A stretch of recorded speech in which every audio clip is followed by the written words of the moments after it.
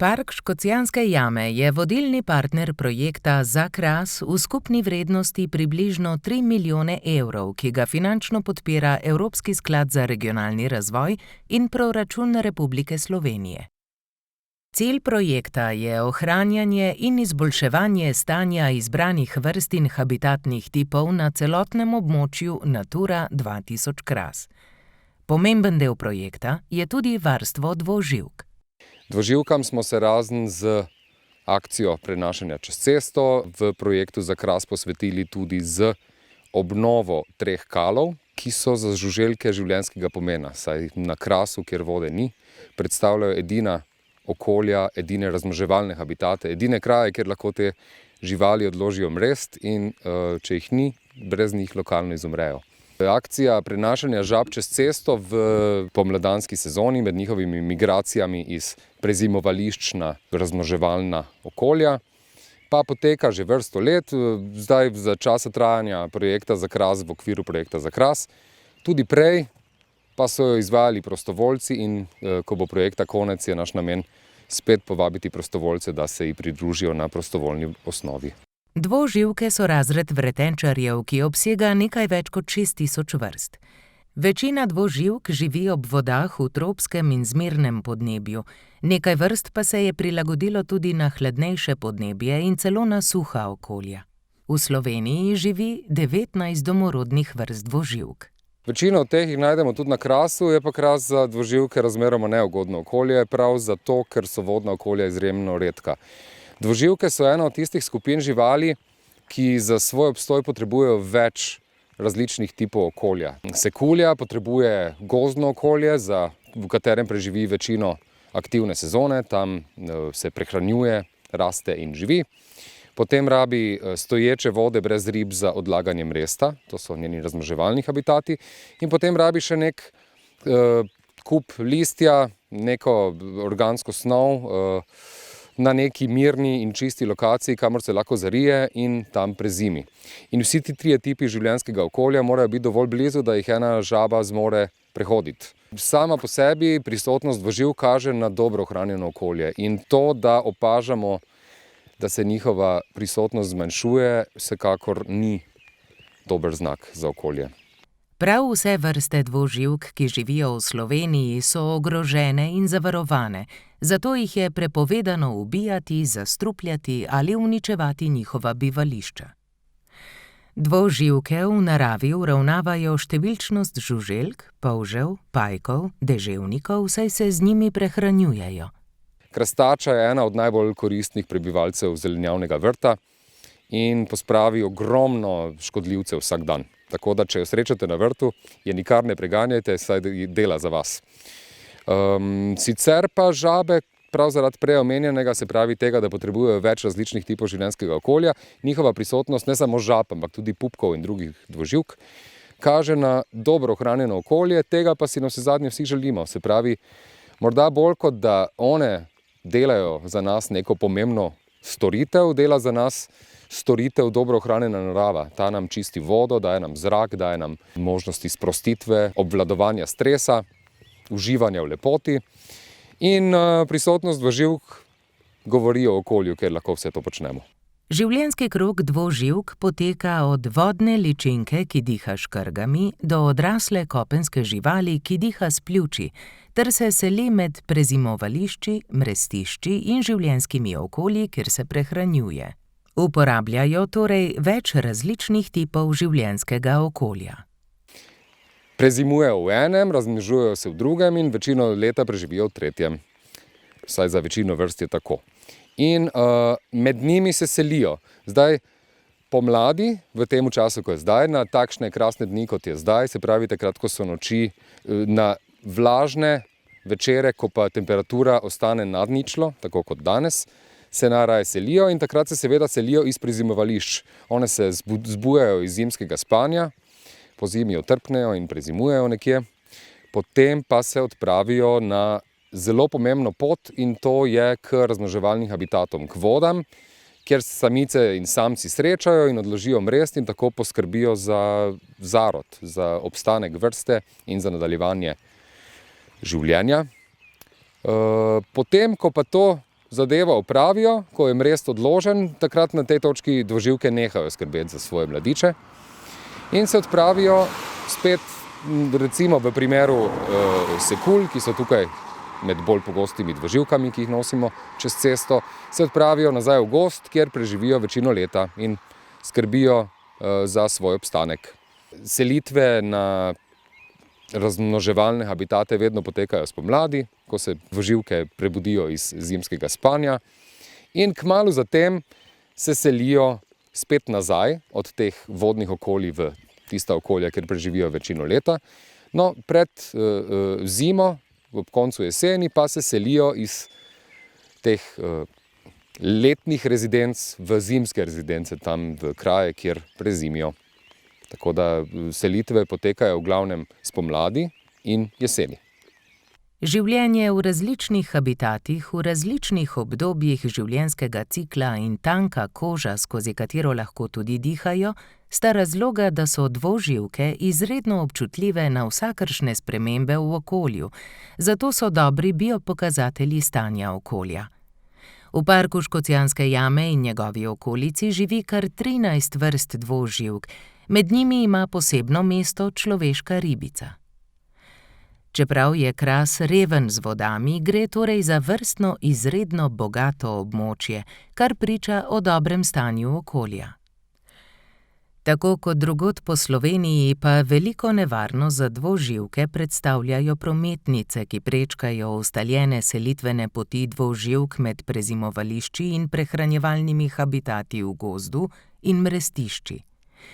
Cesta Famlje-Ribnica, ki ves čas poteka ob reki, je ena izmed večjih groženj dvoživkam v vplivnem območju parka. Cesta je prometno precej obremenjena, preko nje pa se vsako pomlad selijo populacije dvoživk, predvsem navadne krastače in sekulje v visokih gostotah. Mnoge od njih končajo pod kolesi.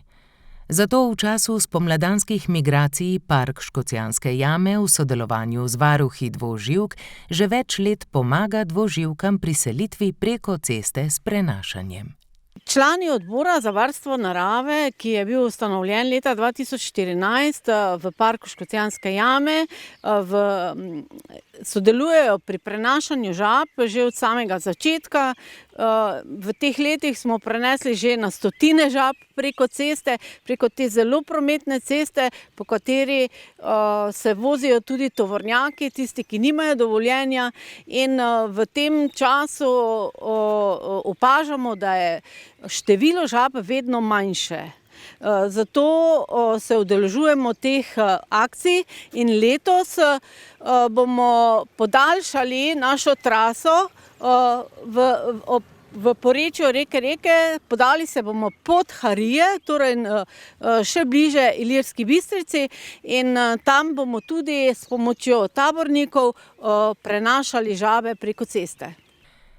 Nekateri prostovoljci so postali varuhi dvoživk že v samih začetkih organiziranega prenašanja dvoživk pred 8 leti in s tem plemenitim delom nameravajo nadaljevati tudi v bodoče, saj se dobro zavedajo pomena svojega dela.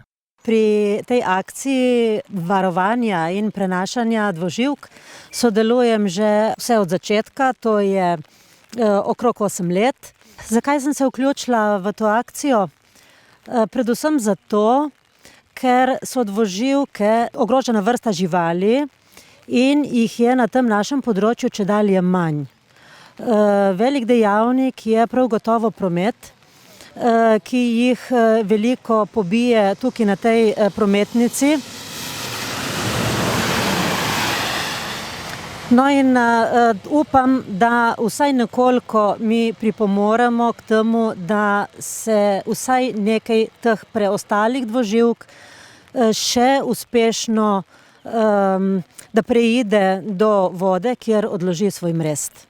Pri reševanju dvoživk oziroma ohranjanju habitatov dvoživk bom sodelovala še naprej. Tudi pri nas v Famljah imamo bogat kav, kjer je tudi nekaj različnih dvoživk, rjavih žab, tudi celo urhi so se zdaj v zadnjem času naselili, pupki. Vnaprej nameravam sodelovati tudi tako, da ohranjamo predvsem njihova nahajališča, se pravi kale, da skrbimo za njih, da jih urejamo, čistimo. V parku Škocjanske jame so zadovoljni z odzivom lokalnega prebivalstva do tovrstnih akcij, saj s tem ljudje dokazujejo, da jim ni vseeno, v kakšnem okolju živijo. Varuhi so v bistvu predvsem lokalci, ki jim je seveda mar do narave in mar do živih bitij, zato predano varujejo in umikajo dvoživke s cest. Smo pa lani v okviru projekta uspeli tudi poleg tistega navadnega popisovanja osebkov pokriti tudi malček večji obseg ceste, in sicer smo na 8 kilometrih te ceste, Famlja Ribnica, v 20 takih večerih deževnih šteli, gledali vse, kar smo našli na cesti, da bi ugotovili, če pokrivamo kriterije za neke trajne rešitve, ukrepe za dvoživke, za varstvo dvoživk na tej cesti. Popisali so 2100 osebkov, kar je zelo malo. Zato sta njihovo varstvo in zaščita še toliko bolj pomembna. V sklopu projekta pa mi smo kupili tudi 500 metrov varovalne ograje, ki ščiti dvoživke oziroma jim preprečuje, da bi zašle na cesto. In v bistvu mi potem vsak večer pregledujemo te odseke in dvoživke prenesemo čez. Vmes pa jih tudi popišemo, določimo jim vrsto. Se pravi, največkrat smo se srečali tule s navadno krastačo, imamo pa tudi rosnice in sekulje, ki so predstavnice rjavih žab, močerade. Lani smo bili zelo veseli, ko smo našli tudi hribskega urha in velikega pupka, ki sta kvalifikacijski Natura 2000 vrsti. Pa našli smo tudi navadnega pupka, tako da 7 različnih vrst dvoživk. Varuhi dvoživk opažajo, da se število dvoživk iz leta v leto na žalost zmanjšuje. To pripisujejo več dejavnikom. Eden od njih je zagotovo avtomobilski povoz dvoživk v času njihove selitve. Ni pa to edini razlog. K slabemu številu menimo, da pripomore tudi pomanjkanje ustreznih mrestišč ob reki, ker v bistvu mrtvic skoraj da ni več. In potem tudi recimo, če dvoživke odložijo mreste in pride neko večje deževje, vemo, da ta naša reka se kar močno dvigne in vse skupaj odplavi lahko. Zadnja leta pa vidimo tudi, da vremenski pogoji so res neustrezni. Ne vem, recimo zdaj marca, tudi letos smo imeli zelo nizke temperature in močno sušo. Danes imamo prvi obilen dež po enem mesecu, tako da komaj sedaj bojo dvoživke imele priložnost prečkati cesto in verjamemo, da so že kar neučakane, tako da bo danes pestro. Neučakan za prečkanje ceste je bil tudi tale žabji samček. Ta niti do ograje ne še prišel, zdaj ga bomo rešili, lepo ga bomo. Malo se je treba roke zmočiti, imajo radi, da imaš mokre roke, da ga lepo tako objameš. Neko je lep, upam, da nam bo tudi kaj zapel. Evo ga. Pa ne samo zdaj lepo čez cesto.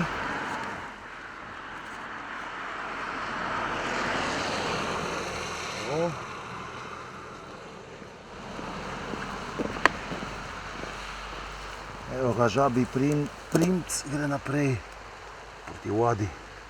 Si najti ljubezen.